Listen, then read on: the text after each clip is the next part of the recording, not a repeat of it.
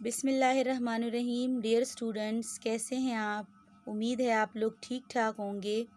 आज हमारा उर्दू का लेक्चर नंबर 2 है। लेक्चर नंबर 2 में हम नज़म हम्द के अल्फाज मायनी सीखेंगे और उसके साथ साथ हम तफ़हीम का काम करेंगे। ठीक है। नज़म हम्द लेक्चर नंबर 1 में मैंने आपको नज़म हम्द की पढ़ाई की थी और उसके साथ साथ उसकी वजाहत की थी। ये सारे अशार जो हैं ये मैंने आपको पढ़ के सुनाए थे और साथ साथ इसमें जो मुश्किल अल्फाज हैं उसके जो हैं आपको मायने भी बताए थे। ठीक है, उम्मीद है आपको इसकी पढ़ाई करना आ गई होगी। अब हम नज़म हम्द के अल्फाज मायनी करेंगे। ठीक है। हम मैंने आपको हम्द का मतलब बताया था ना कि क्या कहते हैं, हम्द किसे कहते हैं। जी बिल्कुल, शाबाश। हम्द का मतलब है सना करना या तारीफ़ करना। सना करना या तारीफ़ करना। किसकी सना करना? अल्लाह ताला की सना करना। बिल्कुल, हम्द वो नज़म होती है जिसमें हम अल्लाह की तारीफ़ करते हैं, अल्लाह की सना बयान करते हैं। अगला लफ्ज़ है हमारे पास खुशनुमाई। खुशनुमाई का मतलब है खूबसूरती। खुशनुमाई, खूबसूरती। खुशनुमाई, खूबसूरती। कोंपलें, ताज़ा फूटी हुई पत्तियाँ। कोंपलें, ताज़ा फूटी हुई पत्तियाँ। आप लोगों ने देखा होगा ना, बहार का मौसम जब आता है तो दरख्तों पर नए नए छोटे छोटे पत्ते निकलना शुरू हो जाते हैं, तो उन पत्तों को कोंपले कहते हैं। ठीक है। कादिर, कुदरत रखने वाला। कादिर, कुदरत रखने वाला। हिकमत, अकल या दानाई। हिकमत, अकल या दानाई। भाने लगा, अच्छा लगने लगा। भाने लगा, अच्छा लगने लगा। दल, बादलों का ग्रोह। दल, बादलों का ग्रोह। अक्सर आप लोगों ने बारिश के वक्त आसमान देखा होगा ना, उसमें क्या होता है कि सारा आसमान जो है वो कहीं कहीं पे नीला होता है और कहीं कहीं पर बादल इकट्ठे हो जाते हैं। तो जहाँ पर वो बादल इकट्ठे होते हैं तो वहाँ पर वो बादलों का एक ग्रोह बना होता है, तो उसको कहते हैं दल। ठीक है। थरथराना, कांपना। थरथराना, कांपना। नादिर, नादिर का मतलब है नायाब, कीमती। नादिर, नायाब, कीमती। कवि, ताकतवर। कवि, ताकतवर। कवि, ताकतवर। ठीक है, मैं रिपीट करती हूँ। हम सना करना या तारीफ़ करना। खुशनुमाई, खूबसूरती। खुशनुमाई, खूबसूरती। कोंपलें, ताज़ा फूटी हुई पत्तियाँ। कादिर, कुदरत रखने वाला। कादिर, कुदरत रखने वाला। हिकमत, अकल या दानाई। भाने लगा, अच्छा लगने लगा। दल, बादलों का ग्रोह। तरतराना, कांपना। नादिर, नायाब, कीमती। कवि, ताकतवर। ठीक है, ये हो गए इसके अल्फाज मायनी। अब हम आते हैं तफ़हीम की तरफ। नज़म हम्द से मैंने चंद अशार लिए हुए हैं, इनको मैं पढ़ के सुनाती हूँ, साथ साथ मैं आपको इसकी वजाहत भी करती हूँ।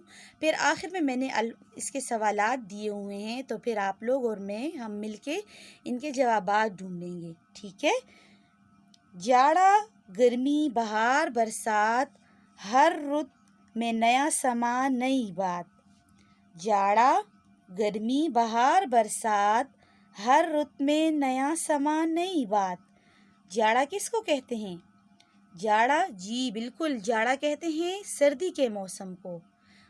सर्दी का जो मौसम होता है हम उसको सर्दी भी कहते हैं और उसके साथ साथ हम उसको जाड़ा भी कहते हैं। ठीक है।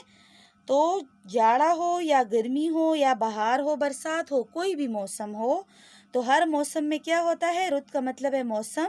मौसम में हमें नया समा, नई बात नज़र आती है। नया समा कहते हैं, समा मंज़र को कहते हैं, तो हमें नया मंज़र और नई बात नज़र आती है।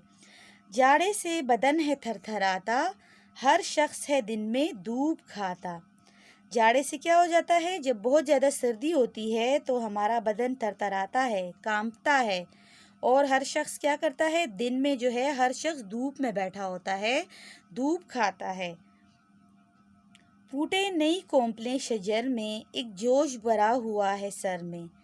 یعنی جو بہار کا موسم ہوتا ہے تو اس میں کیا ہو جاتا ہے کہ شجر میں، شجر کہتے ہیں درخت کو، درخت پر کیا ہو جاتا ہے، نئی کونپلیں نکل آتی ہیں، نئے پتے نکل آتے ہیں اور ان میں ایک جوش بھرا ہوتا ہے، سارے جو ہیں ایک دم ایک ساتھ نکل آتے ہیں. ٹھیک ہے. گرمی نے زمیں کو تپایا، بھانے لگا ہر کسی کو سایہ. گرمی میں کیا ہو جاتا ہے، گرمی میں بہت زیادہ جب گرمی ہوتی ہے تو زمین تپ جاتی ہے. تپنا مطلب زمین مطلب بہت زیادہ گرم ہو جاتی ہے اور لوگ کیا کرتے ہیں، سائے کی طرف بھاگتے ہیں. ان کو سایہ جو ہے وہ اچھا لگتا ہے. بھانے لگا، اچھا لگنے لگا، تو ہر کوئی سائے کی طرف جاتا ہے. ٹھیک ہے. سمجھ آ گئی آپ کو ان اشعار کی؟ آگے میں نے اس کے سوالات دیے ہوئے ہیں، اب اس کے ہم کیا کرتے ہیں، جوابات ڈھونڈتے ہیں. ٹھیک ہے. پہلا سوال ہے ہمارے پاس، لفظ جاڑا کا معنی لکھیں. جاڑا کا کیا معنی ہے؟ ادھر اوپر میں نے آپ کو ابھی جب میں پڑھ رہی تھی تو میں نے ساتھ ساتھ آپ کو اس کا مطلب بھی بتایا تھا. جی بالکل، جاڑا کا مطلب ہے سردی. جاڑا سردی. ٹھیک ہے. پھر ہے ہمارے پاس اگلا سوال، رت کا مترادف لکھیں. رت کا کیا لکھیں؟ مترادف لکھیں. مترادف آپ کو پتہ ہے نا کس کو کہتے ہیں؟ مترادف کہتے ہیں جو ایک لفظ جو ہوتا ہے نا، یعنی ایک چیز کے دو نام جو ہوتے ہیں، جیسے کہ آسمان ہے تو آسمان کو ہم آسمان بھی کہتے ہیں اور فلک بھی کہتے ہیں. ٹھیک ہے. تو اسی طرح جو ہے تو رت ہے، رت کا ہم لکھیں گے، رت کا جواب ہوگا موسم. رت بھی کہتے ہیں اس کو اور اس کا مترادف ہے موسم. ٹھیک ہے. اگلا سوال ہے ہمارے پاس، دھوپ کا متضاد لکھیں. دھوپ کا متضاد لکھیں. متضاد کس کو کہتے ہیں؟ متضاد کہتے ہیں الٹ معنی کو. یعنی جو لفظ ہے ہمارے پاس تو اس کا جو الٹ معنی ہوتا ہے، یہ ہے دھوپ، تو دھوپ کا الٹ معنی کیا ہوگا؟ متضاد کیا ہوگا؟ جی بالکل، دھوپ کا متضاد ہوگا چھاؤں. دھوپ، چھاؤں. بہار کا جملہ بنائیں. بہار لفظ جو ہے تو اس کا ہم جملہ بنائیں گے. ٹھیک ہے. تو اس کا جملہ ہم اس طرح بناتے ہیں کہ مجھے بہار کا موسم بہت اچھا لگتا ہے، یا مجھے بہار کا موسم بہت پسند ہے. ٹھیک ہے. آخری سوال ہے ہمارے پاس، ہر شخص دن میں کیا کھاتا ہے؟ ہر شخص دن میں کیا کھاتا ہے؟ ادھر میں نے اوپر آپ اس میں دیکھیں جواب میں، اس میں آپ کو نظر آئے گا کہ ہر شخص دن میں کیا کھاتا ہے؟ دھوپ کھاتا ہے. بالکل. تو اس کا جواب ہوگا ہر شخص دن میں دھوپ کھاتا ہے. ٹھیک ہے. سمجھ آ گئی آپ کو؟ یہ ہماری تفہیم ہے اور یہ اس کے سوالات ہیں. ٹھیک ہے. اور ساتھ ساتھ میں نے آپ کو نظم حمد کے الفاظ معنی بھی کروائے ہیں.